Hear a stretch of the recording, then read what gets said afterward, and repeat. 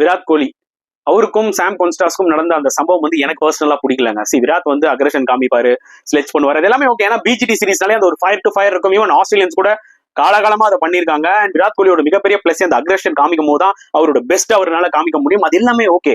அது நீங்க வந்து ஸ்லெச் பண்ணுங்க, இல்ல வேர்ட்ஸ் மூலியமா ஏதாவது வெறுப்பேத்துங்க, அது வேற விஷயம். பட் ஆனா வந்து பாத்தீங்கன்னா ஷோல்டர்ல இடிக்கிறது இதெல்லாம் கொஞ்சம் அவாய்ட் பண்ணிருக்கலாமா எனக்கு தோணுச்சு. ஏன்னா கிளியரா தெரியுது, நீங்க ரீப்ளேல எவ்வளவு தடவை பாருங்க, விராட் வந்து டெலிபரேட்டா தான் அந்த சின்ன பையனை அடிக்கிறாரு. ஏன்னா அவருக்கு 19 வயசு, விராட்டுக்கு வந்து ஆல்மோஸ்ட் 37. சோ ரெண்டு பேருமே சேர்த்தீங்கன்னா இல்ல பாதிக்கு பாதி வயசு விராட் கோலியோட எக்ஸ்பீரியன்ஸ்.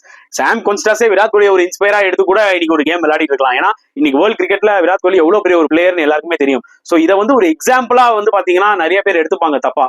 ஓகே, நான் சொல்றது ரியல் கிரிக்கெட் ஃபேன்ஸ் புரியும். தற்கூரியை விட்டுருங்க. இதனால என்ன ஆகும்னா அந்த தற்கூரிங்க ஆல்ரெடி நிறைய இருக்காங்க பாத்தீங்களா, இன்னுமே அதிகமா வளருவாங்கன்றதான் என்னோட ஒரு point of view. So hopefully Virat Kohli இந்த மாதிரி அடுத்த முறை பண்ண மாட்டான்னு நினைக்கிறேன். அந்த பையனுக்கு வந்து கங்க்ராச்சுலேட் பண்ணலாம், இப்படி ஒரு இன்னிங்ஸ் விளையாடி இருக்கானேன்னு சொல்லிட்டு. அந்த சேம் டைம் விராட் கோலிக்கும் பாத்தீங்கன்னா ஃபைன் அண்ட் டிமெரிட் பாயிண்ட்ஸ் கொடுத்துருக்காங்க.